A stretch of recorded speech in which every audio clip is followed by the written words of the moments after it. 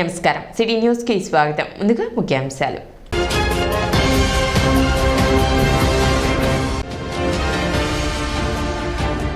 తెనాలి మండల పరిధిలో 70 లక్షలతో అభివృద్ధి పనులు చేపట్టనున్నట్లు వెల్లడించిన ఎమ్మెల్యే అన్నాబత్తుని శివకుమార్.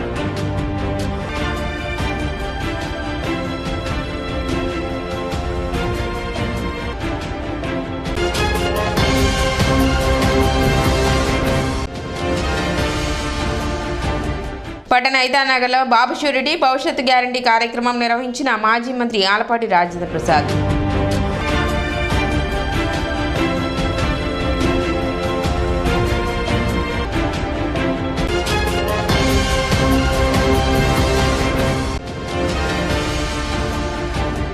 మూడో రోజు కొనసాగిన మున్సిపల్ పారిశుద్ధ్య కార్మికుల ధర్నా. చెవిలో పూలు పెట్టుకుని వినూత్న నిరసన తెలిపిన కార్మికులు.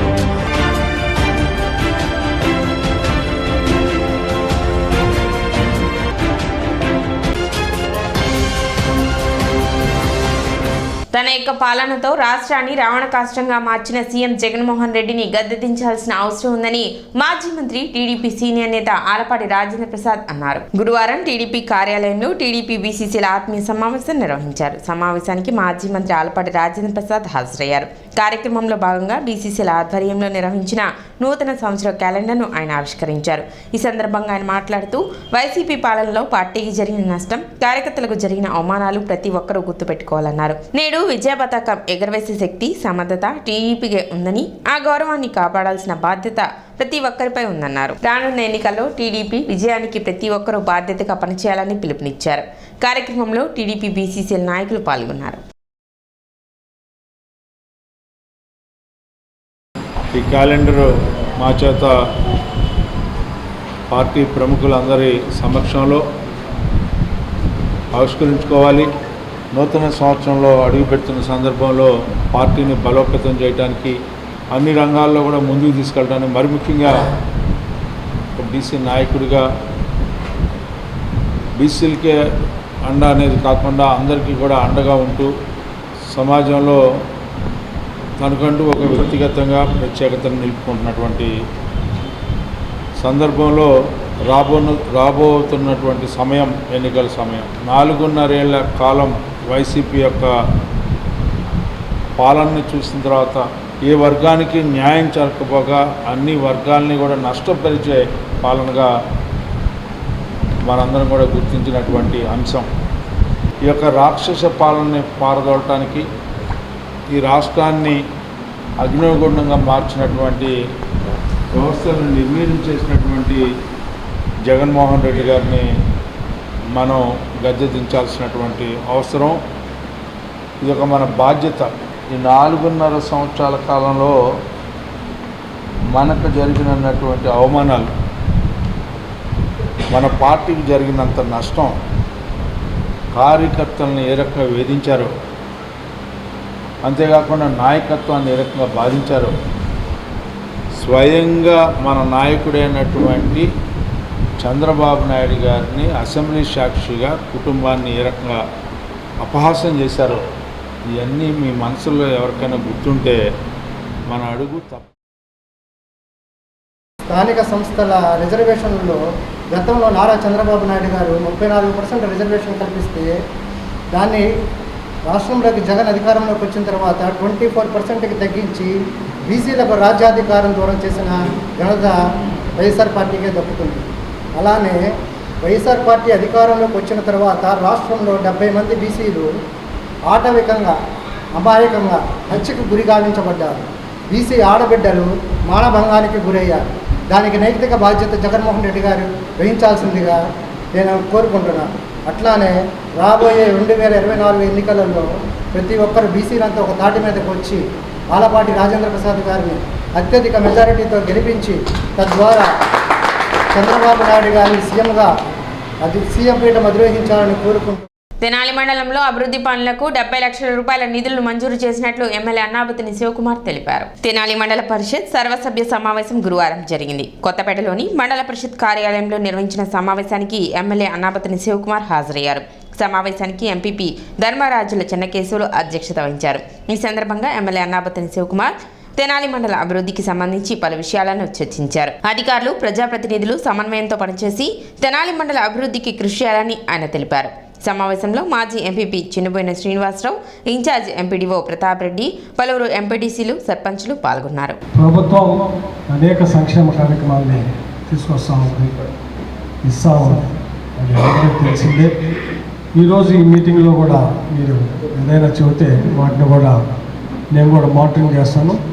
జనవరి 1 నుంచి ఫిబ్రవరి 14 వరకు సుమారు 30,000 కోట్ల రూపాయలని సంక్షేమానికి బటన్ నొక్కి పోతాం ఈ 40 రోజుల్లో. ఈ 40 రోజుల్లోనే వైఎస్ఆర్ చేతి కానీ, పెంచిన 3,000 పెన్షన్ కానీ, ఆసరా కానీ, అలాగే ఈ రాష్ట్రంలో ఈ దేశ రాజ్యాంగ నిర్మాత డాక్టర్ బిఆర్ అంబేద్కర్ గారి 124 అడుగుల విగ్రహాన్ని సుమారు 300 కోట్ల రూపాయలతో నిర్మించి 19వ తారీఖున దాన్ని ఇనాగ్రేషన్ చేయబోతూ ఉన్నాం. సో దీనికి సంబంధించి మొత్తం పార్టీ ప్రభుత్వం ప్రోగ్రామ్ని డిజైన్ చేసింది. పార్టీ గారు ప్రభుత్వాన్ని ప్రోగ్రామ్ డిజైన్ చేసి ఒక 2 రోజుల్లో మండలాలకి అలాగే మున్సిపాలిటీ కూడా పంపబోతున్నాం. సో మీరు కూడా ఇప్పుడు ఏదైతే ఆడుదాం ఆంధ్ర కార్యక్రమం జరుగుతుందో దాన్ని సక్సెస్ఫుల్ చేయండి. అలాగే రేపు నుంచి ఈ 1వ తారీఖు నుంచి సుమారు 45 డేస్ ఈ 3 కార్యక్రమాల్లో కూడా పంచాయతీ లెవెల్లో పంచాయతీ ప్రెసిడెంట్, ఎంపీటీసీ, జెడ్పీటీసీ అందరూ ఇన్వాల్వ్ అయ్యి, అలాగే ఇక్కడ ఉన్న సెక్రటరీస్ అందరూ ఇన్వాల్వ్ అయ్యి ఆ కార్యక్రమాలను కూడా దిగ్విజయం చేయాలని మనస్ఫూర్తిగా కోరుకుంటూ మంగళగుంతులు ఎస్డబ్ల్యూసీకి 3 లక్షలు ఇచ్చాము. కంచెర్లపాలెం గ్రామ పంచాయతీ హెచ్డబ్ల్యూసీ భవనంకు 3 లక్షలు ఇచ్చాము. కంచెర్లపాలెం గ్రామ పంచాయతీ హెచ్డబ్ల్యూసీ భవనం పూర్తి చేయటకు 2 లక్షలు. కటివరం గ్రామంలో పంచాయతీ హెచ్డబ్ల్యూసీ భవనం పూర్తి చేయటకు 3 లక్షలు. కటివరం గ్రామ పంచాయతీ హెచ్డబ్ల్యూసీ అదనపు వసతులకు 3 లక్షలు. కటివరం గ్రామ పంచాయతీ జిఎస్పి భవనంకు అదనపు వసతులకు 3 లక్షలు. అలాగే అందరికీ అన్ని గ్రామాలకు సమానంగా చూసిన ఇంకా ఏదైనా గ్రామాల్లో పిఎల్ ఆంధ్రప్రదేశ్ రాష్ట్ర ప్రభుత్వం జీవో నెంబర్ 512 ద్వారా తీసుకొచ్చినటువంటి ల్యాండ్ టైటిలింగ్ యాక్ట్ 27/23కు వ్యతిరేకంగా తెనాలి బార్ అసోసియేషన్ ఆధ్వర్యంలో నిరసన కార్యక్రమం చేపట్టారు. గత 20 రోజులుగా చేస్తున్న నిరసనలో భాగంగా గురువారం తమ విధులను బహిష్కరించి కోర్టు లోపలికి వెళ్లే అన్ని గేట్లకు తాళాలు వేసి నిరసన వ్యక్తం చేశారు. తెనాలి నియోజకవర్గ కాంగ్రెస్ పార్టీ ఇన్ఛార్జి ప్రముఖ వైద్యులు చందు సాంబశివుడు పాల్గొని దీక్షకు మద్దతును తెలిపారు.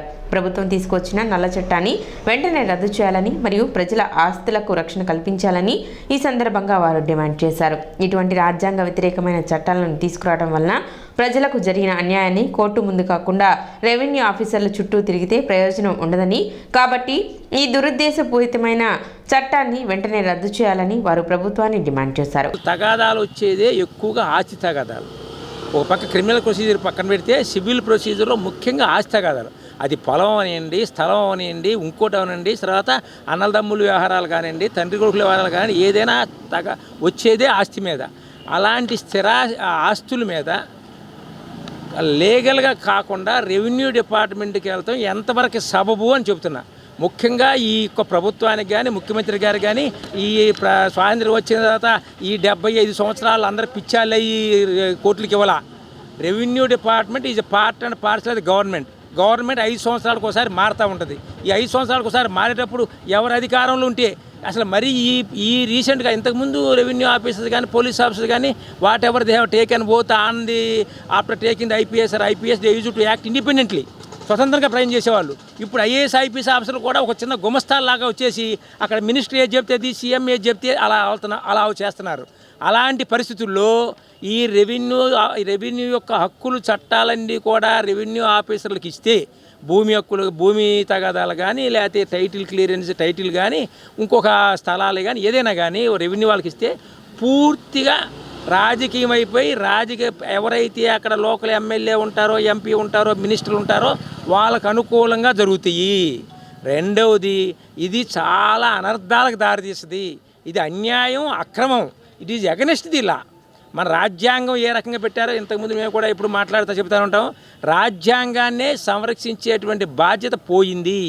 We are in support of the legal bar association which is fighting against the injustice through the GO number 512 and act number 27/23.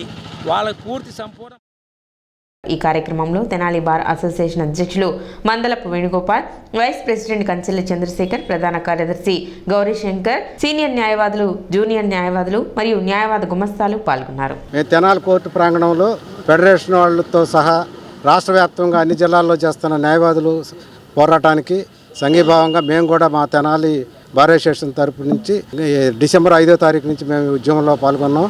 ఆ కార్యాచరణలోనే పిలుపుతోనే ఇవాళ ఈ రిలే నిరాధ్యక్ష శిబిరాలను ఏర్పాటు చేసుకోవటం, దీనికి ఫెడరేషన్ వాళ్ళు నిన్న వచ్చి వాళ్ళు కూడా సంఘీభావం తెలపటం, అలాగే ఈరోజు ఈ శిబిరానికి ఇచ్చేసినటువంటి పట్టణ కాంగ్రెస్ అధ్యక్షులైనటువంటి డాక్టర్ చందు సాంబశివ గారికి తోటి మన న్యాయవాదులందరూ కూడా ధన్యవాదాలు తెలియజేస్తూ ఈ కార్యక్రమాన్ని ఇంకా ముందుకు తీసుకెళ్ళి ఈ చీకటి జీవో అయినటువంటి చట్టం 27/23 జీవో నెంబర్ 512/23ని రద్దు చేసే వరకు గవర్నమెంట్ మీద ఒత్తిడి తీసుకొచ్చి మనం న్యాయవాదులందరం కూడా కలిసి పోరాడాలని, దానికి అందరూ కూడా సహకరించాలని. పబ్లిక్కి ప్రజలకు అందరూ కూడా అన్యాయం, అక్రమాలు జరిగే విధంగా రూపొందించకూడదని మినిమం పరిజ్ఞానం కలిగి చట్టం చేయాల్సిన ఆవశ్యకత ఉంది. కాబట్టి ఈ చట్టం పూర్తిగా ప్రజలకు వ్యతిరేకమైంది. ఈ నిరసన ఏదైతే లాయర్లు తెలియజేస్తున్నారో కేవలం లాయర్ల కోసమే కాదు, పబ్లిక్ యొక్క ఇంట్రెస్ట్ కాపాడటం కోసం, ప్రజల హక్కులు కాపాడటం కోసం, ప్రజల హక్కుల పరిరక్షణ కోసమే మేము ఇక్కడ నిరసన తెలియజేస్తున్నాము తప్ప ఈ చట్టం వస్తే మాకు మరిన్ని కేసులు కూడా వచ్చే అవకాశం ఉంది. ఈ చట్టం ద్వారా జరిగే అక్రమాలను, అన్యాయాలను మళ్ళీ అప్పీలేట్ ట్రిబ్యునల్లో మళ్ళీ మా కేసులు వస్తాయి. మాకు లాయర్లకి ఇబ్బంది లేదు. మా కేసులు మాకు వస్తే లాయర్ల కేసుల కోసం కానీ, లాయర్ల హక్కుల పరిరక్షణ కోసం కానీ ఈ నిరసన తెలియజేయట్లేదు. ఈ నిరసన కేవలం పబ్లిక్ ఇంట్రెస్ట్ కోసం, ప్రజల యొక్క హక్కులు కాపాడటం కోసమే మేము నిరసన తెలియజేస్తూ మా వచ్చే ఫీజులు కూడా మానుకుని, మా వృత్తిని మానుకుని మేము 3 వారాల నుంచి కూడా నిరసన తెలియజేస్తున్నాం. జడ్జీల చేత దుబ్బులు తింటా, జడ్జీల చేత మేము ఇబ్బంది పడతా కూడా.